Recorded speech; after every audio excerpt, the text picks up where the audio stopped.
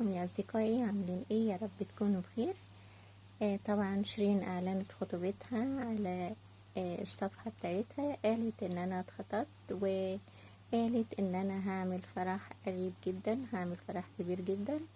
عايزين نقول لها الف مبروك. وتعالوا هنشوف حسام حبيب قال لها ايه في الكومنت بتاعه.